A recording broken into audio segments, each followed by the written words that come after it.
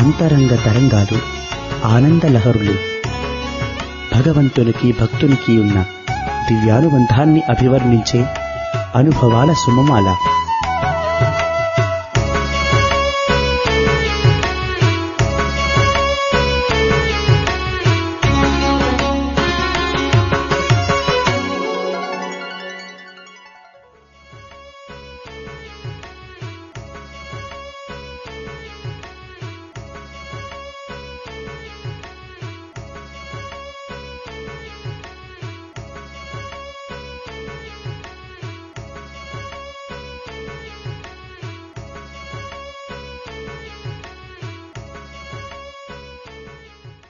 స్వామి of course ఒక university చేస్తున్నారు, ముందు కాలేజెస్గా ఉండింది, ఒక డిగ్రీస్ పెట్టినారు, BA డిగ్రీ, BSc, BCom. తర్వాత స్వామికి హోమ్ సైన్స్ పైన చాలా ఒక ఐడియా వచ్చింది మధ్యలో. ఏమంటే ఆడపిల్లలకి హోమ్ సైన్స్ ఉండాలంటే బాగుంటుందంటే మధ్యలో డిగ్రీ హోమ్ సైన్స్లోనూ ఒక డిగ్రీ పెట్టినారు. ఈ డిగ్రీలు పెట్టినారు, టీచర్స్ ఉన్నారు, టీచర్స్ వాళ్ళకి ఎగ్జామ్స్ పాస్ అయ్యేలాగా పిల్లల్ని బోధిస్తాము. అయితే స్వామి ఎప్పుడు చెప్పేవాళ్ళు ఏమంటే టీచర్స్ ఒట్టి పుస్తకాల్లో ఉండేదే కాదు, మీరు చదువుతో పాటు పిల్లలకి హ్యూమన్ వాల్యూస్ అనేది మీ సబ్జెక్ట్స్లో దాన్ని మిక్స్ చేసి చెప్పాలా అనేసి చాలాసార్లు బోధించేవాళ్ళు. సో ఇంకోటి ఏం చెప్పేవాళ్ళు స్టూడెంట్స్తో, మళ్ళీ చెప్తాను ఏమంటే మీకు డిగ్రీలు ఊరికే చూపించి ఇక్కడ తీసుకొని వచ్చే దానికోసం డిగ్రీలు అనేది పెట్టినాను, బట్ యాక్చువల్గా మీకు ఇచ్చేది ఇక్కడ ఆత్మబోధన, మీకు దైవ సంపత్తి అనేది ఏ విధంగా ప్రాప్తం చేసుకోవచ్చు అనేది ఇక్కడ, అది మెయిన్ ఇంపార్టెంట్. మీకు education is just not for living but for life అనేది ఎప్పుడు స్వామి చెప్పేవాళ్ళు. సో ఇప్పుడు కూర్చొని చూస్తే మనకేమనిపిస్తుంది, స్వామి ఎడ్యుకేషన్ అనేది పుస్తకాల్లో మాత్రం పెట్టలేదు, బట్ స్వామి ఒక చాలా చాలా ఫార్ సైటెడ్ విజన్ అని చెప్పాల. ఏ విధంగా అంటే స్వామి ఫిజిక్స్ కెమిస్ట్రీ కాకుండా మన కాలేజ్లో మార్నింగ్ ఓంకారం సుప్రభాతంతో మొదలైతుంది, అదైనాక గేమ్స్ అవన్నీ వాళ్ళకి జాగింగ్ అవన్నీ ఉంటాయి, కాలేజ్ చదువు ఉంటుంది, మళ్ళీ హాస్టల్ యాక్టివిటీస్ ఉంటుంది.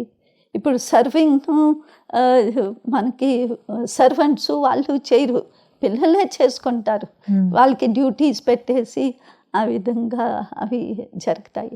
తర్వాత ఎన్నో యాక్టివిటీస్ పెట్టినారు స్వామి బిగినింగ్ నుంచి, చాలా యాక్టివిటీస్. ఏమంటే స్టూడెంట్స్ గేమ్స్లో పాల్గొల్లా, స్వామి వస్తూ ఉంటే డాన్సులు చేస్తారు, డ్రామాలు పెట్టుకుంటారు, పాటలు పాడతారు, అవి విధంగా ఎన్నో యాక్టివిటీస్. ఇప్పుడు కూర్చొని చూస్తే నేను యాక్చువల్లీ కుల్వంతాల్లో పిల్లల దగ్గర కూర్చొని ఉంటాను. సో పిల్లర్ దగ్గర స్వామి ఇంటి రూమ్ బయట ఫస్ట్ పిల్లర్ దగ్గర. సో నా చుట్టూ ఈ ఫస్ట్ క్లాస్ సెకండ్ క్లాస్ పిల్లలు, ప్రైమరీ స్కూల్ పిల్లలు కూర్చుంటారు.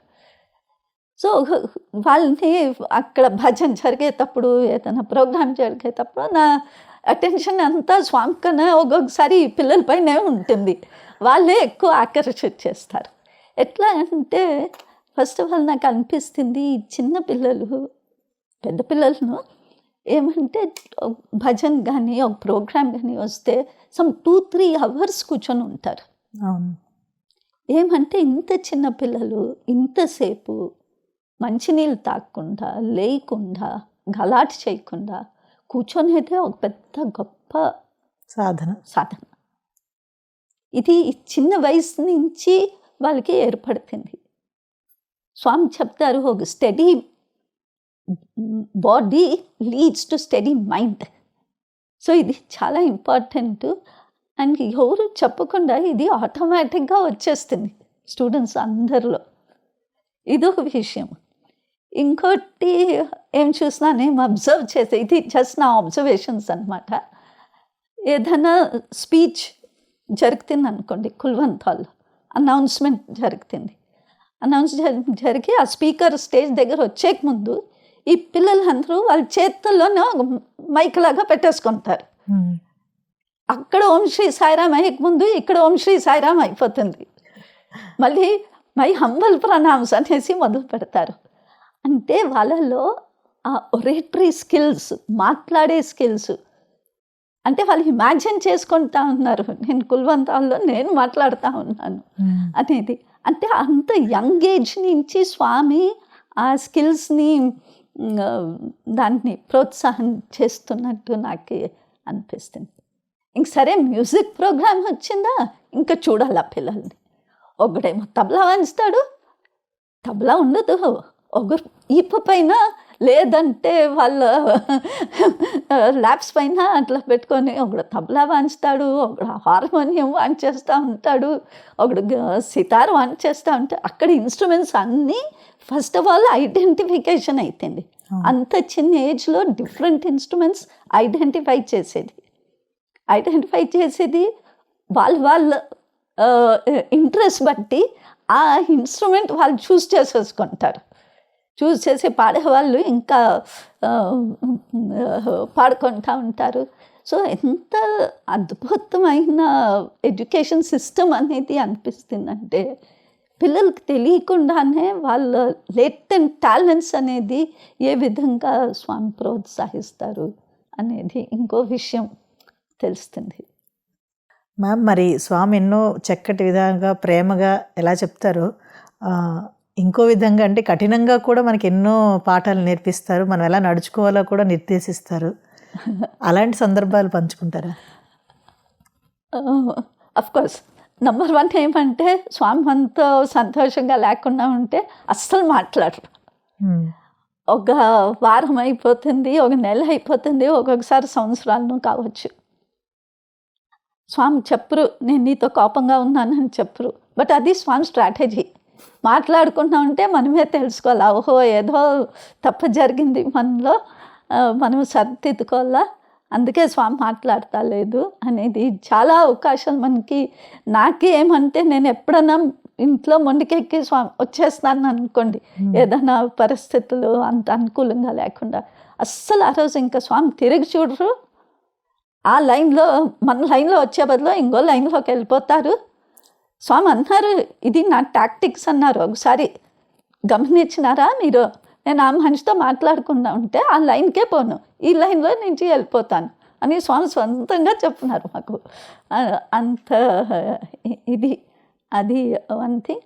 తర్వాత ఒకటి ఏం గుర్తొస్తుందంటే, మనం స్టూడెంట్స్ పాపం చిన్నపిల్లలే కదా, వయసులో ఉండే పిల్లలు, అప్పుడప్పుడు అల్లరి ఉంటుంది, ఇండిసిప్లిన్ ఉంటుంది, గట్టిగా మాట్లాడేది ఉంటుంది.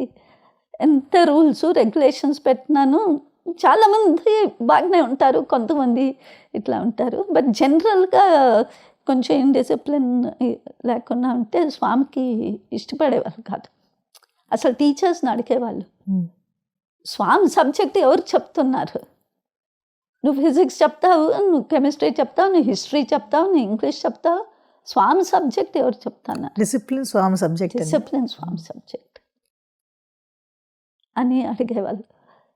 సో ఒకసారి పిల్లలు అందరూ వచ్చినారు, స్వామి చాలా కోపంగా ఉన్నారు అంటే తెలిసిపోతుంది. స్వామి మాట్లాడకుండా ఉంటే, చూడకుండా ఉంటే స్వామి కోపం అని.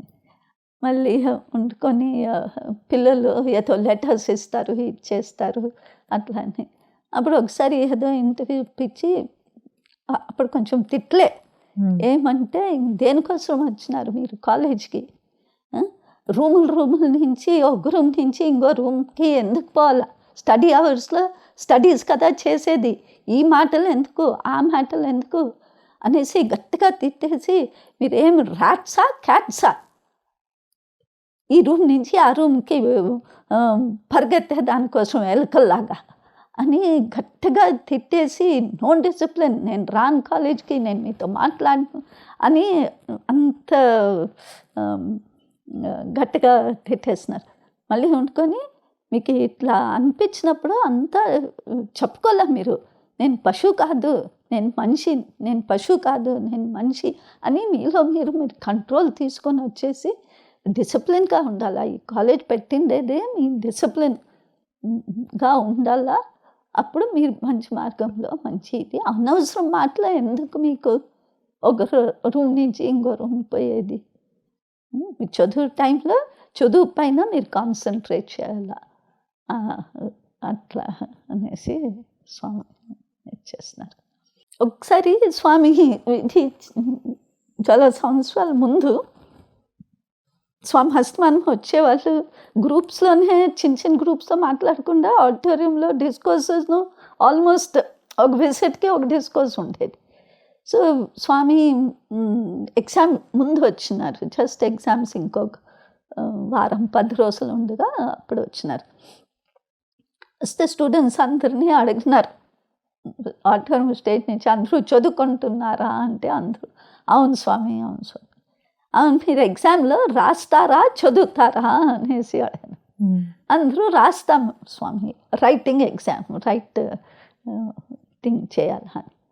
అయితే చదువుతానన్నారు కదా, మీరు చదివేటప్పుడు చదువుతారా రాసుకొని చదువుతారా అంటే ఇంకా అంత పిల్లల వాల్యూమ్ తగ్గిపోయింది.